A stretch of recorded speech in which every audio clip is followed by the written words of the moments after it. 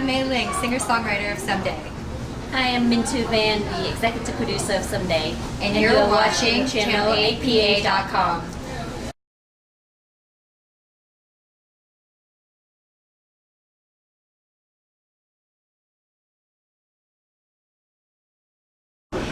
Actually, I started playing piano when I was 5 years old, and my brother had already started playing before me. He was really, really talented. We came from a really small town, and our parents thought it would be really great for us to go out and perform. And when I was really young, I was really shy. I was a very shy kid. And so this was my mother's very militant Asian way of getting me over my fear of being on stage, being in front of other people, etc. A little aggressive, but okay, it did actually work. So I was performing since I was 5 years old with my brother, and we continued to do that through high school until we had to do the nerdier Asian thing of being really good in high school academically. Went through college, probably didn't do as much artistically at that time. When I graduated and started working, I felt like music was missing, so I got back into it as a function of just different things, especially in a city like New York. I met some really talented producers. A lot of the music that we created together was socially oriented, and that's how we ended up doing this project. And of course, being in New York, you get to meet a lot of really amazing people like MinhTu, who will tell you about her background. Well, for me, how I got into my field, I'm more into film, TV. I am an actress and model. So what I did was I took some classes when I was in college out in California, and I fell in love with the medium. Growing up, I always wanted to be a performer, but not until I actually moved to New York about 4 years ago, I started to pursue acting and modeling full time. And in the meantime, just like May Ling, I met a lot of wonderful people in showbiz, not just in film and TV, but also in music. And that's how we all came together and created Someday.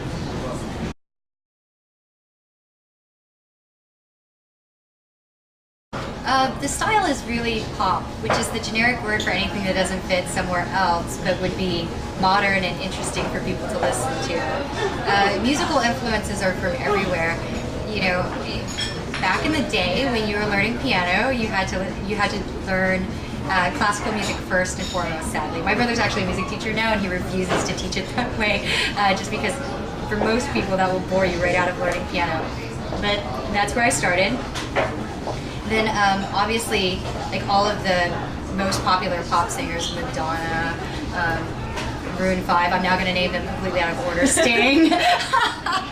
I like every type of music out there. I think that provided it's considered good music, it's generally going to have something in it that you can learn from and take from, whether it's how they constructed their lyrics. Simon and Garfunkel, by far my favorite. Their lyrics are ridiculously amazing when you really look at them. Or whether it's how they put together parts of a song that are so memorable that they stick in your head for days. So those are my influences.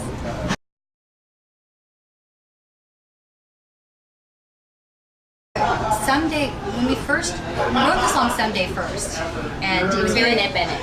Myself and Ed Bennett, right. And on the rough cut, or what we grew to know as the rougher cut, we would perform that live at a lot of different events, and people would always come up to me afterwards and say that they were touched by the song, or what have you, and sometimes the conversations would be kind of awkward. I don't know that just from hearing the song everybody guesses what the meaning was, but actually a fair number of people did guess the meaning of the song, which I thought was amazing. As a function of that, the idea was, could we take it and make the reach much broader? Now, Ed, who is an amazing person, just knows so many artists in New York. MinhTu and I got together. And then there was also the director, who I oddly enough met on Craigslist, but we've become some of the best friends and tightest friends ever. So big thumbs up to Craigslist. So we got together, and 6 months later, we were able to get an amazing group of really talented people to help with everything from the creative side, some really fantastic actors and actresses to the crew side. We ended up with some of the finest set designers in New York that wanted to be a part of the project.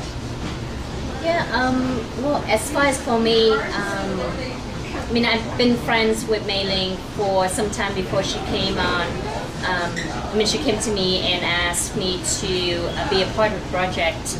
What happened was I co-hosted a fundraiser on child trafficking, and May Ling performed the song "Only an Angel Can Save Me Now," which is about anti-child trafficking. And from there, we kind of know each other work and see how we work on different things. And May Ling came to me one day a few months after the fundraiser and asked me, well, I have this wonderful song someday, and it's about domestic violence, and I would love for you to come on board and help me with organizing and producing it. And that's how I came on board, and we came together, you know, got a lot of people together. We didn't have any money. No money. So we had to fundraise everything ourselves, and that's from friends, family members, and anyone we could ask. Pretty much. Yeah.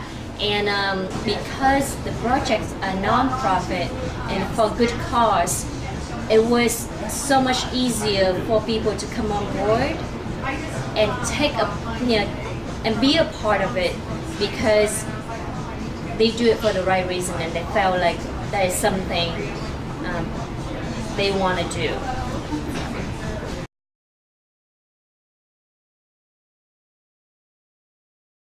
So, as a result of this project, there's a desire for all of us to continue to do projects with this kind of reach.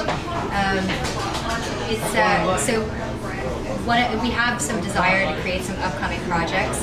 We're currently seeking grant money for it, and Songs with a Voice kind of evolved out of that desire to more formally organize this attempt to reach out to folks through music and film about different social causes, raise awareness, and raise social activism.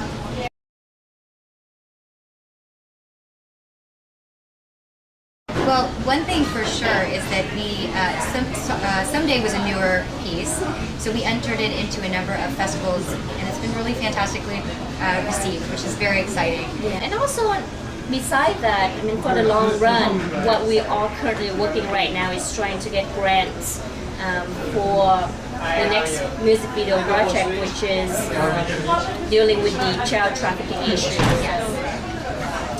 And then along those lines, we're always doing events with respect to our project that are fundraisers for local organizations. So with Someday, we work with the New York Asian Women's Center. We're always trying to find other organizations that can use this media that we created to promote activism in their communities. What I did was, it's more of a grassroots movement type way. What we wanted to do with Someday was not just doing a music video and then put it out there and it's done, it's over with. What we did with Someday for the New York Asian Women's Center to use as an in-house promotion tool, and also we wanted for any organization be able to use our product, that music video, to show within the local community. And I think that would be an easier way, not easier, a more effective way to reach out to people, because people generally trust people they know. So if I come to you and I show you the music video, you'll be more likely to take a look and understand about the issues. The issue with domestic violence is an issue of anger management as much as it's an issue of so many other things. So in that regard, we're always looking for people that want to use the video to try to promote awareness of domestic violence resources and to promote awareness that it's not something that should happen. You should seek help, and there are ways to actively seek help.